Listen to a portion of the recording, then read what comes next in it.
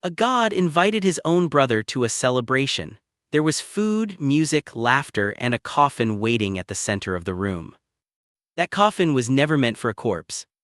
It was a trap, designed by a god so consumed by jealousy that he was willing to tear the universe apart to satisfy it.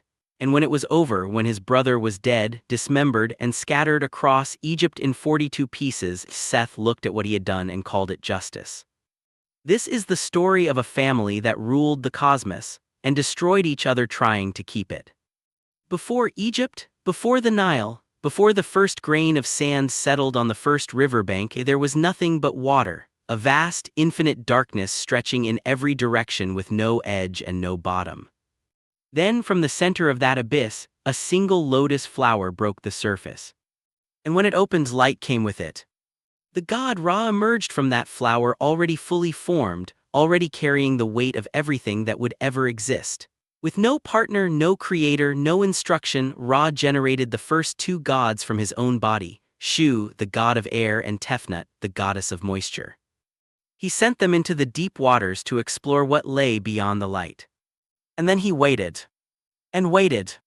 The silence grew unbearable. Ra, the most powerful being in existence, was terrified that his children were gone forever, so he sent his greatest messenger into the dark to find them. When Shu and Tefnut finally returned, Ra wept, not from sadness, from relief so overwhelming it overwhelmed him completely, and from those tears landing on the black water below, the first humans were born. From a god's relief, from fear transformed into joy, that is how humanity began. Shu and Tefnut went on to create Jeb, god of the earth, and Nut, goddess of the sky. The world took shape, order emerged from the infinite dark, and Ra, the god who had started everything from a single flower, became the first pharaoh, the supreme ruler of a universe he had built with his own grief and love. He gave Egypt the sacred bull, the lion, the ibis, but his greatest gift was the Nile, the river that would become the spine of an entire civilization. Along its banks, humans built something that had never existed before, a world that honored the gods who made it. But Ra knew something the humans didn't. He had seen it in a vision, a future generation of gods so powerful they would end his reign. So he did what every ruler does when they fear what comes next. He tried to stop it. Ra commanded that the sky and the earth, Nut and Jeb, produce no offspring, no new gods, no new power. The lineage would end with him. They disobeyed anyway. And what came from their defiance would change everything. Nut and Jeb had 5 children: Osiris, Isis, Horus the Elder, Nephthys, and Seth. From the moment they arrived, Osiris was everything Seth was not. Osiris inherited the throne of the universe after Ra stepped back into the heavens. He took Isis as his wife, the most powerful goddess in existence, and began a reign so prosperous, so genuinely good, that humans still speak of it thousands of years later. Osiris taught people how to grow grain, how to weave cloth, how to bake bread, how to build systems of law that turned chaos into civilization. Under his rule, Egypt didn't just survive, it flourished. Seth watched all of it from the desert. His kingdom was the wasteland, dry, hostile, unforgiving. While his brother governed the fertile green banks of the Nile, Seth ruled sand and scorpions. While Osiris received worship and devotion, Seth received fear. And the jealousy that built inside him over centuries was not the simple kind. It was the kind that calcifies, the kind that a person carries for so long it stops feeling like jealousy and starts feeling like truth. Seth told himself he deserved the throne, that it had been stolen from him, that his brother's goodness was a performance and someday everyone would see it. Then Osiris gave Seth a reason that went beyond jealousy. Osiris had an affair with Nephthys, Seth's own wife. From that union, a child was born, Anubis, the god of the dead. Seth now had something that jealousy alone could never fully justify. He had a grievance. Seth planned for years. He didn't act in anger, he acted in cold, architectural precision. He commissioned the most exquisite coffin ever created. Inlaid with gold and precious stones, carved with images of the gods, it was the kind of object that stopped conversation when it entered a room. Then Seth threw a feast. He invited Osiris. He invited guests. He filled the hall with music and wine and the warm golden light of celebration.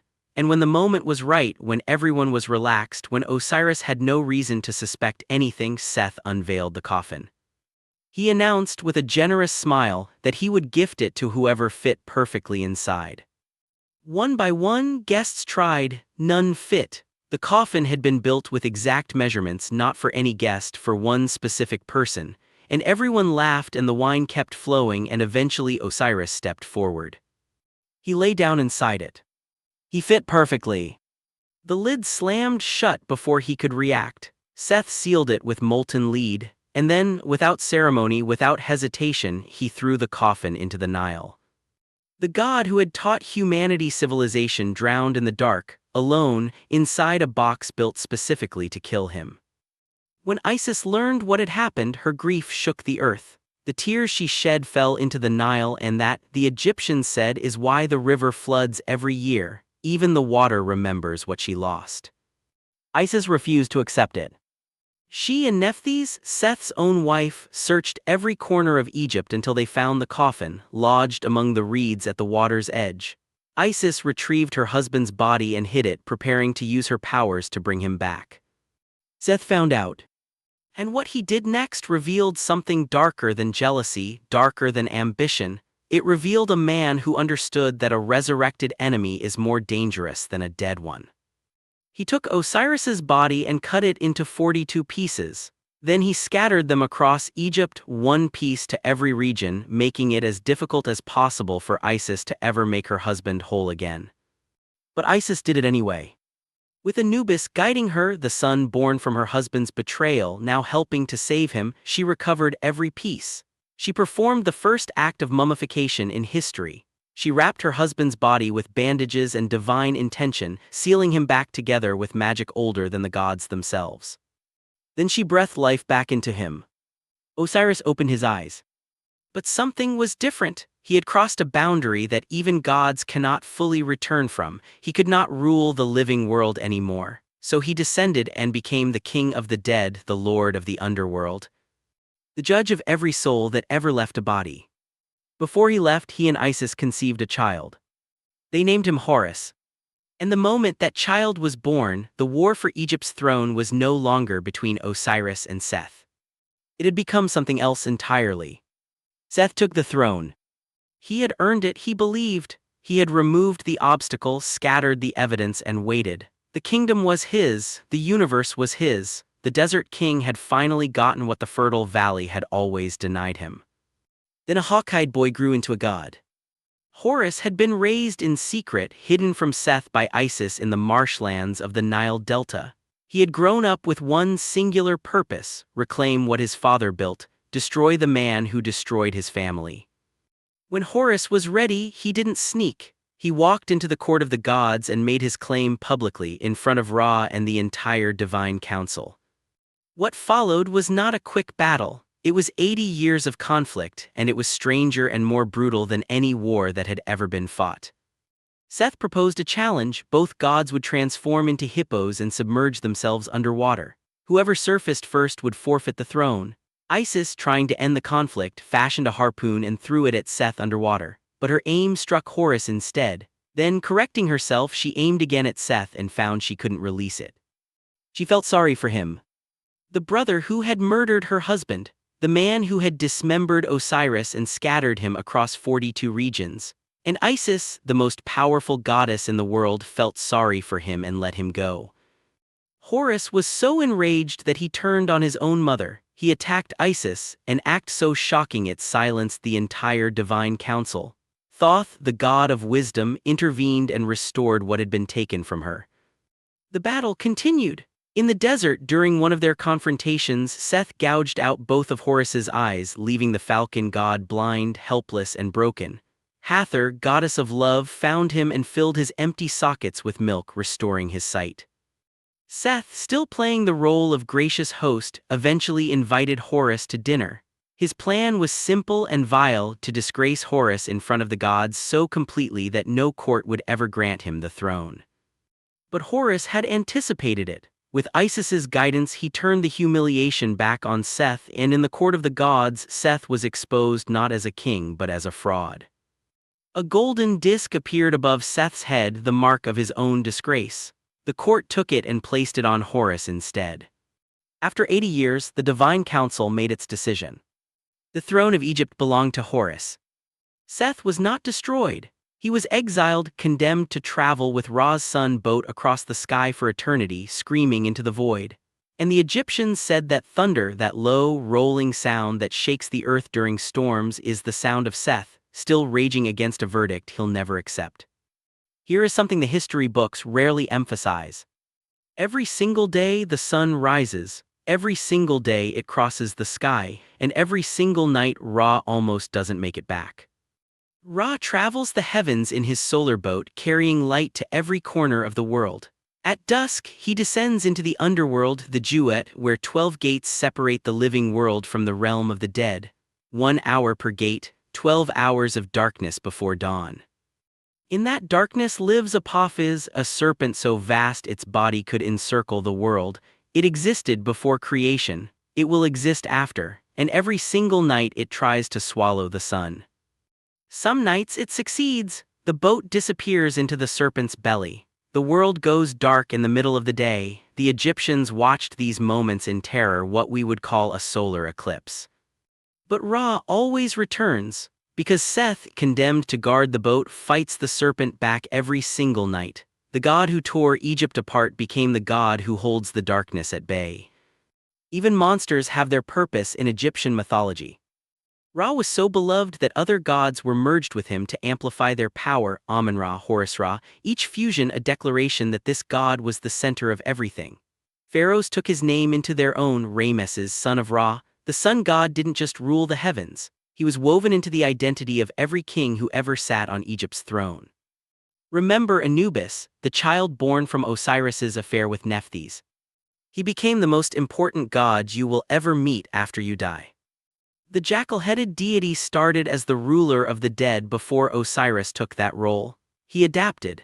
He became something more precise, the god of mummification, the guardian of tombs, and the judge who determines what happens to your soul. Here is how it works.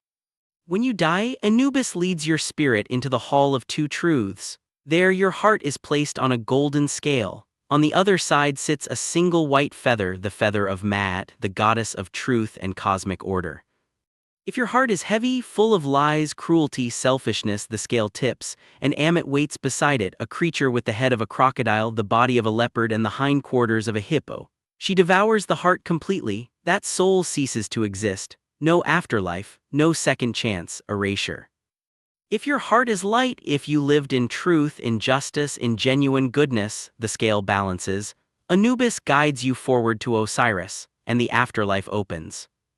The priests who performed mummification wore jackal masks during the ritual, becoming Anubis temporarily, performing the sacred act that prepared the body for judgment. When the Greeks took over Egypt, they recognized Anubis in their own god Hermes, the messenger who guided souls to the underworld. The two merged into Hermanubis, a dual deity worshipped across both empires. But for Egypt, Anubis was never just a symbol. He was the last thing standing between a person and oblivion. Here is the final thing people get wrong about Egyptian mythology. They see a cat goddess and assume gentleness. Bastet was not gentle, not originally. She began as a lioness, ferocious, bloodthirsty, the daughter of Ra in her most terrifying form. She was Sekhmet's counterpart, or in some versions, her twin. Sekhmet was the destroyer, the goddess who once nearly wiped out humanity because Ra asked her to punish humans for their disobedience and she couldn't stop. Bastet was the same energy, domesticated. A lioness who chose to become a cat, the destroyer who decided to protect instead. She traveled with Ra on his solar boat during the day, watching the sky, guarding against Apophis, the same serpent that haunted every night crossing. At dusk she transformed into a cat, silent and watchful, keeping vigil while humanity slept. The Egyptians didn't worship cats because they were charming. They worshipped them because cats killed the rats that devoured grain stores and killed the snakes that killed people. They were practical gods, divine and useful simultaneously. To harm a cat in ancient Egypt was not just criminal, it was sacrilege, punishable by death. When a house caught fire, people watched in amazement as cats ran toward the flames, not away from them, as if protecting the family even at cost to themselves. Sometimes they fell. Sometimes they rose again, appearing to recover from what should have killed them. 9 lives, even in mythology, cats refused to stay dead. Their bodies were mummified. Entire cemeteries were built to honor them. A goddess who began as a war deity ended as the patron of home, fertility, protection, and joy, proof that even in mythology, the most violent things can become the most beloved. This is what Egypt built with its mythology, not simple fairy tales but a complete explanation of everything. Why the sun rises, why the river floods, why thunder sounds the way it does, why the heart grows heavy with wrong choices, why cats look at you the way they do. Every god in this pantheon was flawed. Ra feared losing power, Osiris failed to protect himself, Isis hesitated when she should have acted, Horus attacked his own mother, Seth destroyed the very thing he wanted to rule. And yet the world continued. Because in Egyptian mythology, chaos is not the enemy of order, it is the permanent condition that order must continuously overcome. Seth doesn't disappear, he gets assigned to the sun boat. Apophis doesn't die, it gets defeated again every single night. The gods didn't promise a world without darkness.